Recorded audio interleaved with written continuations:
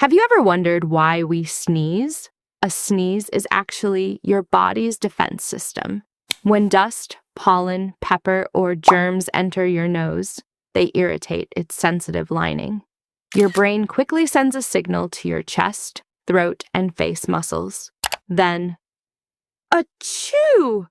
A sneeze can travel at speeds of up to 160 kilometers per hour, 100 miles per hour, helping blast those unwanted particles out of your nose.